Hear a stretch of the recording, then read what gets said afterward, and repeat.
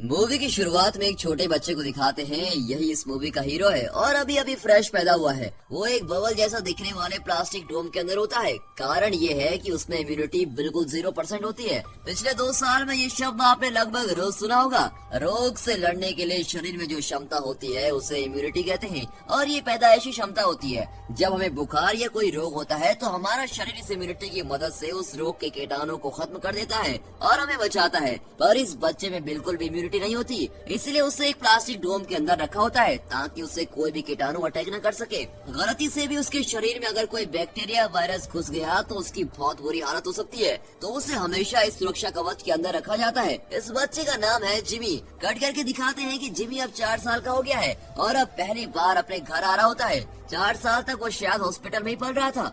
डोम के अंदर रखकर ही उसे घर भी लाते हैं। जब उसे गाड़ी से उतारते हैं तो वहाँ कुछ बच्चे खेल रहे होते हैं और गलती से उनकी बॉल जिमी की ओर आ जाती है। तब उसकी माँ बॉल को पकड़कर देखिए तो क्या कर रही है, बॉल को पंचर कर देती है और अपने बेटे की सेफ्टी को लेकर वो बहुत ही सीरियस होती है। कट करके दिखाते हैं कि जिमी को घर के अंदर ले आए हैं। तब जाकर वो चैन की सांस लेती है कि चलो किसी तरह से सेफली घर ले आए। उसकी माँ ने उसके लिए एक अलग ही कमरा तैयार किया होता है जहाँ उसके बेड के चारों तरफ एक प्रोटेक्टिव कवर होता है। उसके अंदर जिमी की जरूरत की सारी चीजें होती है, जैसे उसके खेलने की चीजें, उसके पढ़ने के लिए बुक्स, उसके कपड़े, लगभग सब कुछ होता है। लेकिन प्यार से वो उसे अपने हाथ से सहला भी नहीं सकते। उसके लिए भी उन्हें एक भारी ग्लव्स पहनने पड़ते हैं। कट करके दिखाते हैं कि अब जिमी बड़ा हो जाता है और वो 12 साल का हो गया होता है। घर के अंदर प्लास्टिक के बड़े बड़े ट्यूब्स रखे गए होते हैं जिनके अंदर से जिमी एक जगह से दूसरी जगह जा सकता है। वो हॉल में बैठकर अपनी माँ के साथ टीवी देखता है और इसी तरह डोम के अंदर वो पल रहा होता है और उसकी माँ उसकी सुरक्षा का बहुत ध्यान रखती है। उस एरिया के कुछ बच्चे जिमी का डोम देखकर खुद भी प्लास्टिक कवर पहनकर उसका बहुत मजाक उड़ाने लगते हैं।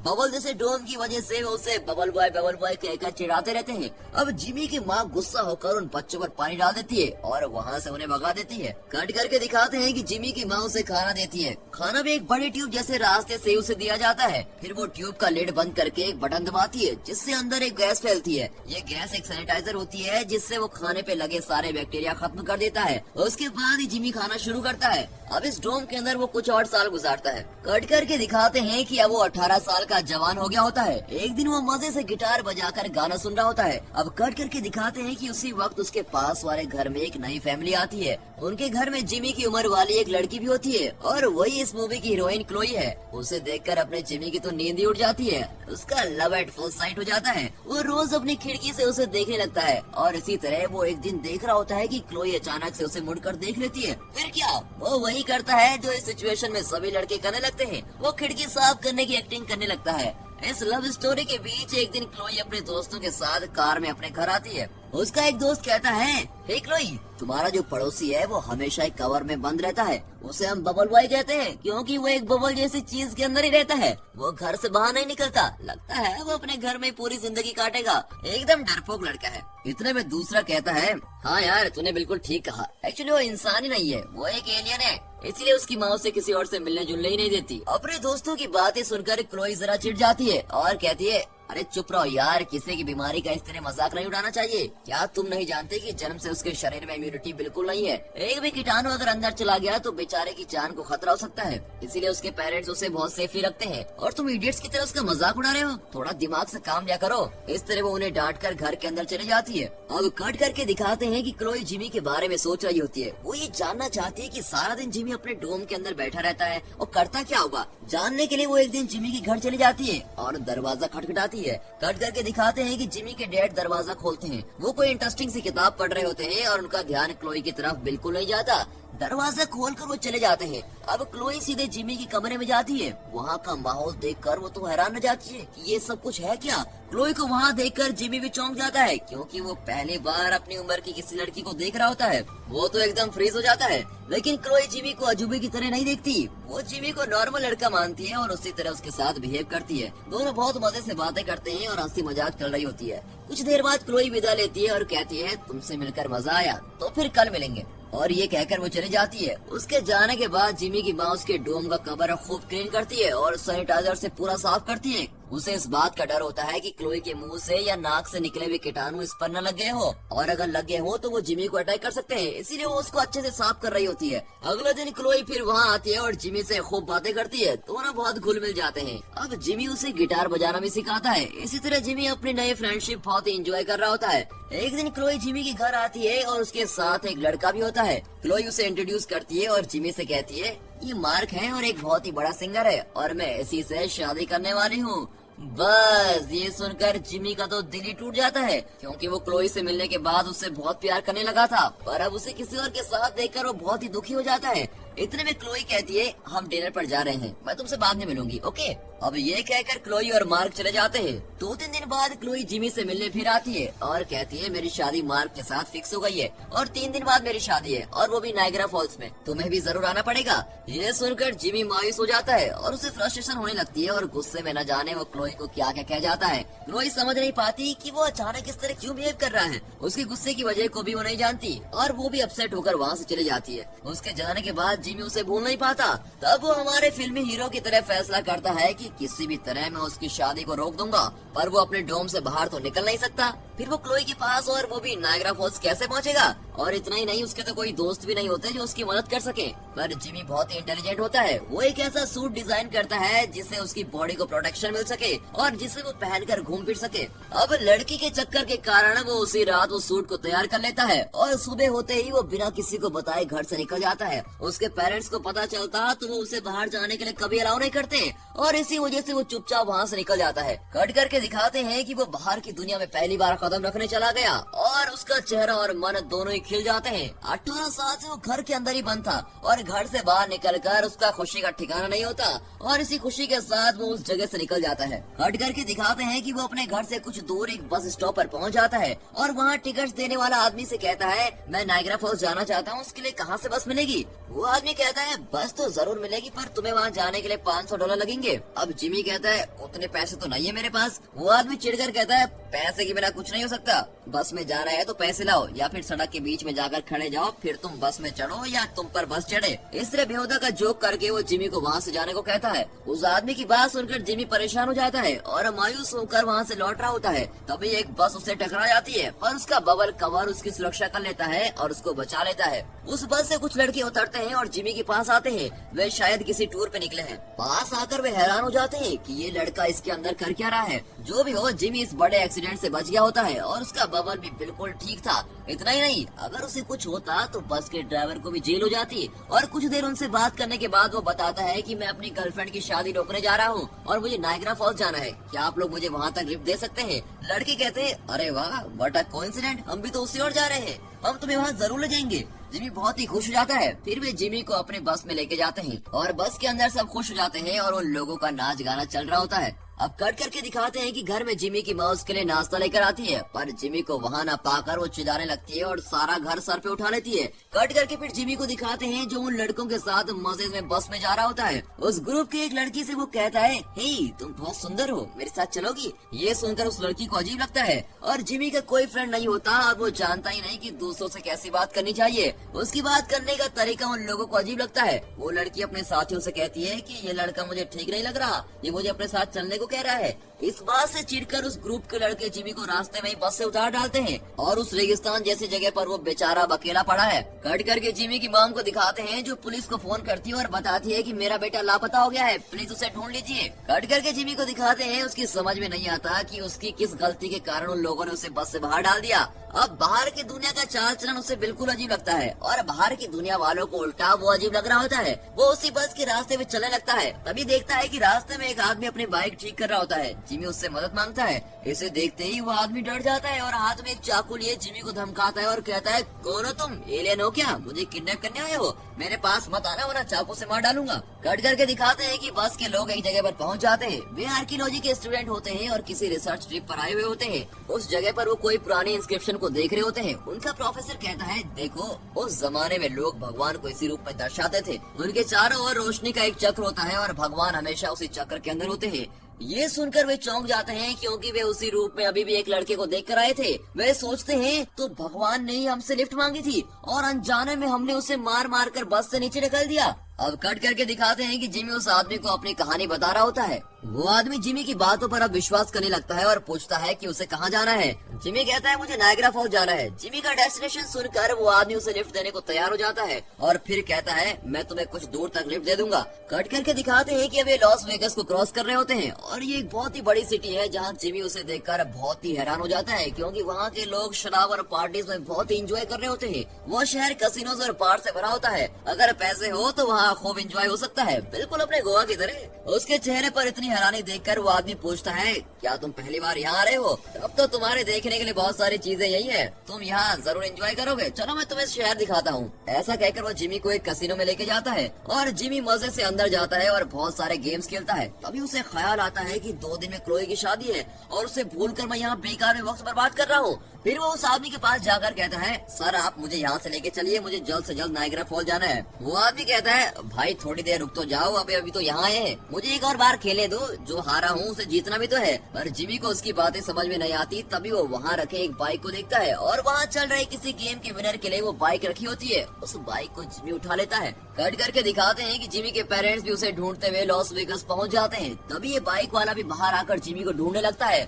और उसी वक्त बस के वो लड़के भी जिमी को भगवान समझकर ढूंढते हुए वहाँ पहुँच जाते हैं। वे बाइक वाले से पूछते हैं यहाँ आपने किसी लड़की को देखा जिसके शरीर पर बलून जैसा कुछ बना हुआ था? ये सुनकर वो बाइक वाला बहुत गुस्सा होता है और कहता है तुम इन शैतान लड़कों ने उसे गाड़ी से नीचे उतार दिया था, वो खुद इतना बेचारा है और तुमने उसके साथ ऐसा किया, मैं तुम लोगों को नहीं छोड़ूंगा। और ऐसा कहकर वो उन्हें चाकू दिखाता है। वे लोग वहाँ से भाग जाते हैं। इतना ही नहीं, उनकी बस उस आदमी की बाइक को भी डैमेज कर देती है और बाइक वाले का गुस्सा और बढ़ जाता है और वो चिल्लाता है तुम लोगों को मैं जिंदा नहीं छोड़ूंगा। कट करके दिखाते हैं कि जिमी मजे से बाइक में जा रहा होता है और उसके आगे एक कार जा रही होती है जिसमें उसके पेरेंट्स जा रहे होते हैं। उन्हें देखकर जिमी चौंक जाता है और उसे देखकर वो भी चौंक जाते हैं। इस वजह से दोनों ही अपना बैलेंस खो देते हैं और उनकी कार जिमी की बाइक से टकरा जाती है। जिमी इस बार भी अपने बबल की वजह से बच जाता है। वो बबल कवर कर्ण के कवच की तरह हमेशा उसकी रक्षा करता है, पर टकराने की वजह से उसका बबल बाउंस होने लगता है और वो एक बॉल की तरह बाउंस होता हुआ सीधे एक ट्रेन के कंपार्टमेंट में जा रुकता है और इसी बीच वो बेहोश भी हो जाता है। कट करके दिखाते हैं कि जिमी के पेरेंट्स ये देखकर बहुत बड़े शॉक में होते हैं। फिर कट करके दिखाते हैं कि सुबह हो गई होती है और जिमी आंखें खोलता है।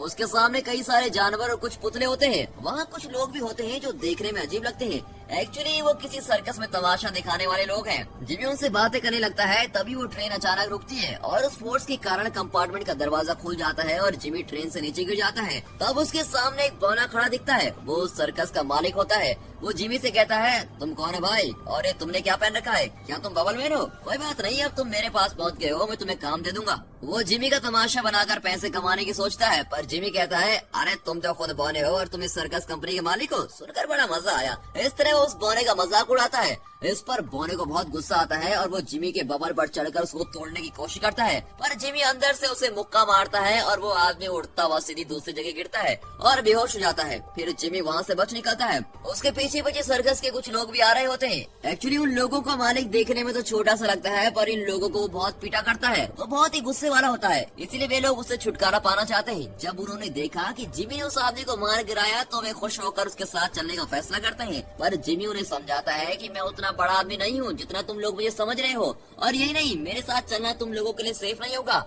किसी तरह उन्हें मनाकर वो अकेला ही चल देता है। अब कट करके दिखाते हैं कि वो एक होटल पहुंचता है। वहाँ इंडिया का एक आदमी खाना खा रहा होता है। उस आदमी का नाम पुष्पप है। उसके सर पर पगड़ी होती है। वहाँ के कुछ लोग उसका मजाक उड़ा रहे होते हैं कि यह आदमी एकदम जोकर की तरह दिखता है और इसकी टोपी तो देखो कितनी अजीब लग रही है। जिमी वहाँ पहुँचता है और कहता है तुम लोग उसका मजाक क्यों उड़ा रहे हो? ये उनके देश का पहनावा है, इंडिया जानते हो ना, ये वहीं से आया है, किसी के कल्चर का मजाक उड़ाना ठीक नहीं है। उनमें से एक आदमी पूछता है अच्छा तो तुम कौन हो? तुम खुद ही एक मजाक लग रहे हो और इस बबल के अंदर कर क्या रहे हो? देखने में तो तुम बच्चे लगते हो और इसकी सपोर्ट करोगे। अब देखो मैं तुम्हारा क्या हाल करता हूँ। ये कहकर वे लोग जिमी को होटल में बंद कर देते हैं और बाकी लोगों को बाहर भेज देते हैं। फिर वे उस होटल में आग लगा देते हैं। लगता है वे उस एरिया के गुंडे हैं और जिमी का सवाल उन्हें पसंद नहीं आया। होटल बुरी तरह से जलने लगता है। अगर जिमी का बबल जल गया तो वो मर जाएगा। बेचारा जिमी खुद को बचाने के लिए यहाँ वहाँ भाग रहा होता है। इतने में पुष्पप अपना ट्रक होटल के पीछे दरवाजे पर लाता है और जिमी को ट्रक में चढ़ने को कहता है।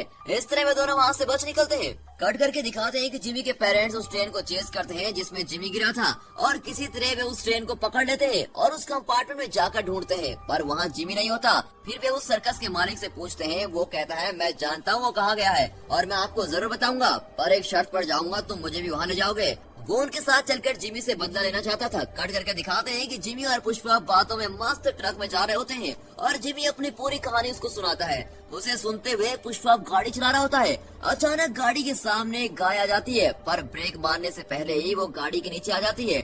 ये एक एक्सीडेंट था, पर फिर भी पुष्पा को बहुत बुरा लगता है कि बेजुबान गाय को उसने मार दिया। वो फूट फूट कर रोने लगता है। अब जिमी उसे दिलासा देने लगता है, पर पुष्पा कहता है कि हमारे देश में गाय की पूजा की जाती है और मैंने उस गाय को ही मार डाला। मुझसे बहुत बड़ा पाप हो गया है और मुझे नर्क में ही जाना पड़ेगा। ऐसा कहकर वो सड़क पर ही उस गाय की पूजा करने लगता है। जिमी ये सब देखकर समझ जाता है कि पुष्पा अब उसके साथ नहीं चलने वाला और वो अकेले ही वहाँ से आगे पैदल चलने लगता है। तभी वो बाइक वाला आदमी उन लड़कों की बस का पीछा करता हुआ आ रहा होता है और उसके साथ उसके कुछ साथी भी होते हैं। वो पुष्पा को सड़क पर गाय की पूजा करते हुए देखता है और कहता है ये क्या पागलपन है, पूजा करने के लिए तुम्हें बीच सड़क ही मिली थी क्या, और वो भी मरी हुई गाय की पूजा कर रहे हो। तभी वहाँ वो बस आती है जिसका पीछा करते हुए बाइक वाले वहाँ पहुँचे थे। बस के लड़के जान जाते हैं कि ये आदमी उन्हें चेस कर रहा है। वे चुपचाप वहाँ से बच निकलने की कोशिश करते हैं। वहाँ उन लोगों की बाइक्स लाइन में खड़ी होती है, उनकी बस उन बाइक्स को फिर गिरा देती है। इसे देखकर उन लोगों को बहुत गुस्सा आता है और वे पुष्पा के ट्रक को लेकर उस बस का पीछा करने लगते हैं। कट कर दिखाते हैं कि जिमी एक टैक्सी में जा रहा होता है। उस टैक्सी को एक बुजुर्ग आदमी चला रहा होता है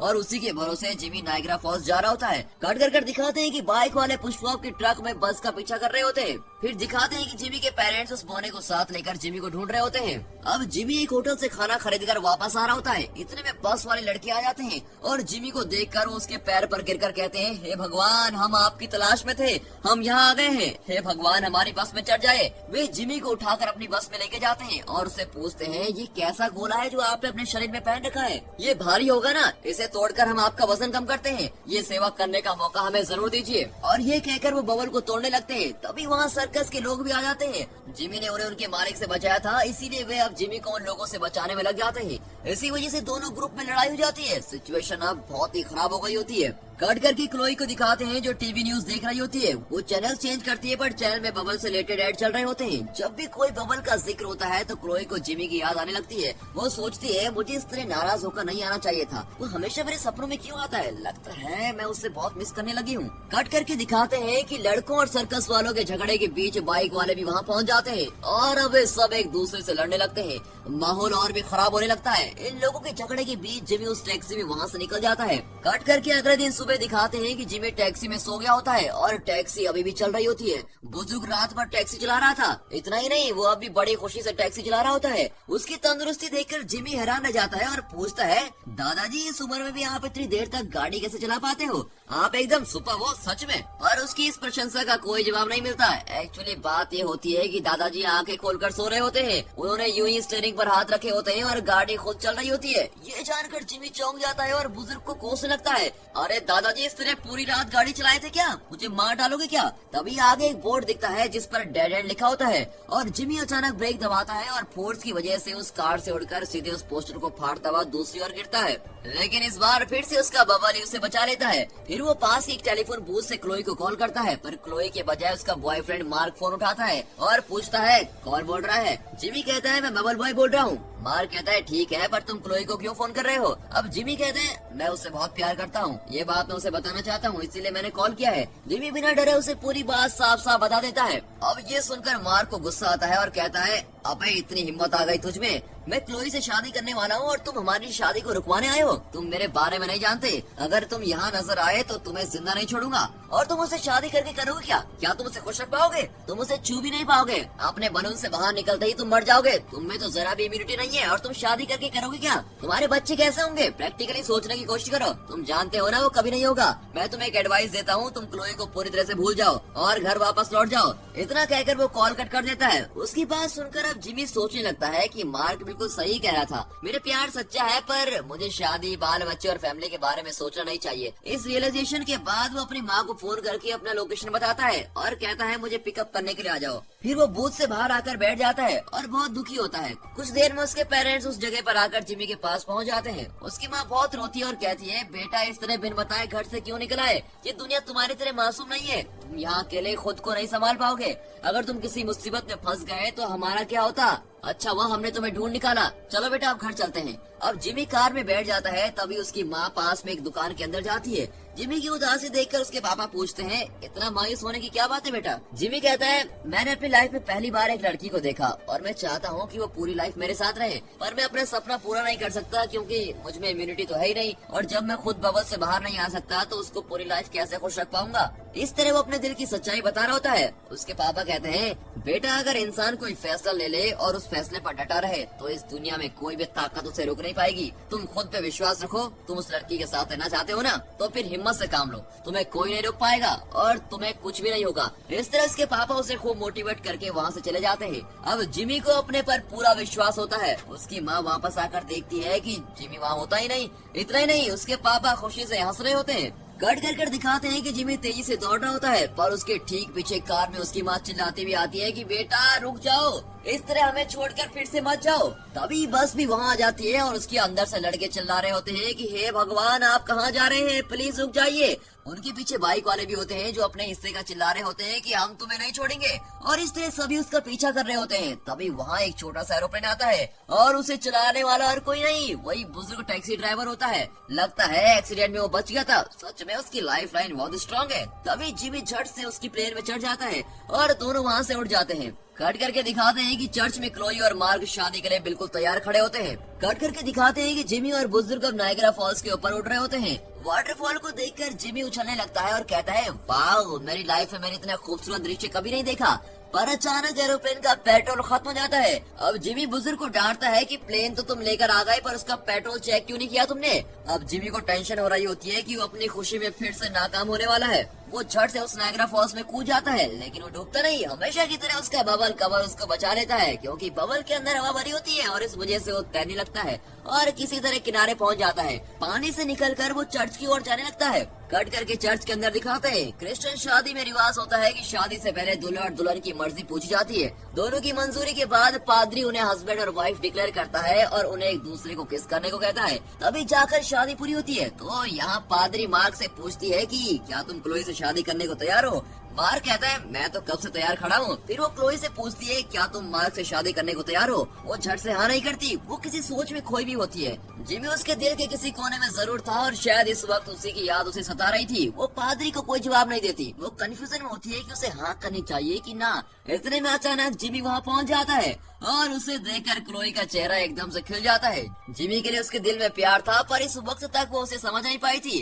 पर अब जब उसकी शादी मार्क से होने वाली थी, तभी वो अपने दिल की बात समझ पाई थी। अगर जिमी यहाँ नहीं आता तो शायद वो जरा सोचकर मार्क से शादी करने को तैयार भी हो जाती। पर जिमी को देखने के बाद उसे यकीन हो जाता है कि उसकी शादी मार्क से नहीं, जिमी से होनी चाहिए। अब जिमी क्लोई से कहता है, इस बबल में अपनी पूरी लाइफ बिताकर मरने से अच्छा है कि एक बार आकर मैं तुम्हें टच कर लूं, और अगले ही पल अगर मैं मर भी जाऊं तो मुझे कोई गम नहीं होगा। ये कहकर वो बबल को खोल देता है। क्लोई चौंक जाती है और कहती है, प्लीज ऐसा मत करो, तुम्हें कुछ हो जाएगा। पर जिमी नहीं मानता और बबल से बाहर आ जाता है। आते ही वो झट से क्लोई को किस करता है और वो भी उसे किस करती है। चलो, लवर्स का मिलन तो हो ही गया। ऐसा ही सोचकर मैं भी खुश हो रहा था, पर जीरो इम्यूनिटी अपना काम कर जाती है और कुछ ही सेकंड्स के बाद जिमी बेहोश होकर नीचे गिर जाता है। अब ये देखकर क्लोई घबरा जाती है। तभी जिमी की माँ वहाँ आती है और चिल्लाती है, बेटा ये तुम्हें क्या हो गया है? मेरी बात तुमने क्यों नहीं मानी? ये लड़की, तुमने तो मेरे बेटे की जान ले ली है। इतने में बाइक वाला ग्रुप्स और बस वाले लड़के भी वहाँ पहुँच जाते हैं और जिमी को जमीन पर मरा पड़ा हुआ देखकर वे सब दुखी हो जाते हैं। जिमी की माँ जोर जोर से रोने लगती है और वहाँ भीड़ जमा होने लगती है। जिमी के पापा जरा देर से पहुँचते हैं और उसकी माँ से कहते हैं, अब उस राज को मत छुपाओ, सबको सच सच बता दो। उस बात को छुपाने से और कोई फायदा नहीं, सच बता दो। उसकी माँ कहती है, क्या बात कर रहे हैं आप, बताने की कोई जरूरत नहीं है। पापा कहते हैं, अब तक जो हुआ सो हुआ, अब तो तुम्हें बताना ही पड़ेगा। तभी जिमी की माँ उसे जगाती है और कहती है, बेटा उठ जाओ, तुम मरे नहीं हो, बिल्कुल जिंदा हो। बबल से बाहर आने से तुम्हें कुछ नहीं होगा, अब तुम उठ जाओ। और ये कहकर वो उसके गाल थपथपाती है। जिमी आंखें खोलता है, अरे ये क्या, अभी तक तो इसे मर जाना चाहिए था, ये उठा कैसे? हमारी तरह वहाँ खड़े लोग भी ये सोचकर चौंक जाते हैं। तब उसकी माँ इस क्लाइमेक्स को और भी खतरनाक बना देती है और कहती है, बेटा 4 साल की उम्र तक तो तुम्हारी इम्यूनिटी बिल्कुल जीरो थी, पर जैसे जैसे तुम बड़े होते गए वैसे वैसे तुम्हारे शरीर में इम्यूनिटी बढ़ने लगी। अब तुम्हारे शरीर में भरपूर इम्यूनिटी है, पर हमने तुमसे बात छुपाई रखी क्योंकि मैं चाहती थी कि तुम हमेशा मेरे पास ही रहो, हमेशा मेरी छाया में ही सुरक्षित रहो। मुझे डर था कि बड़े होकर तुम मुझसे दूर चले जाओगे, इसलिए मैंने तुमसे बात छुपा कर रखी। तुम्हें इस तरह बबल के अंदर रखने के लिए मुझे माफ कर दो बेटा, हद से ज्यादा प्यार ही इसका कारण है। ये सब सुनकर जिमी को बहुत गुस्सा आता है, पर वो ये भी अच्छी तरह समझता है कि उसकी माँ उससे बहुत प्यार करती है और इसीलिए उसने ऐसा किया था। वो अपनी माँ को गले लगाता है और कहता है, कोई बात नहीं माँ, तुम प्लीज रोना मत। और वहाँ खड़े सभी लोग ये जानकर बहुत ही खुश होते हैं कि जिमी बिल्कुल ठीक है। फिर क्या, उस चर्च में क्लोई और जिमी खुशी खुशी शादी कर लेते हैं। दूसरी तरफ इस शादी की वजह से बाइक वाले और बस वाले लड़के अपनी लड़ाई भूलकर फ्रेंड्स बन जाते हैं। वे सब ड्रिंक्स करते हुए पार्टी एंजॉय कर रहे होते हैं और इस हैप्पी एंडिंग के साथ ये मूवी यहाँ पर खत्म होती है। ये अलग ही किस्म की मूवी है और आपको जरूर पसंद आई होगी। और दोस्तों, इस वीडियो को एक लाइक और चैनल को सब्सक्राइब जरूर कीजिए और हाँ, साथ ही अपने फ्रेंड सर्कल में इस वीडियो को शेयर जरूर कीजिए। And finally thanks for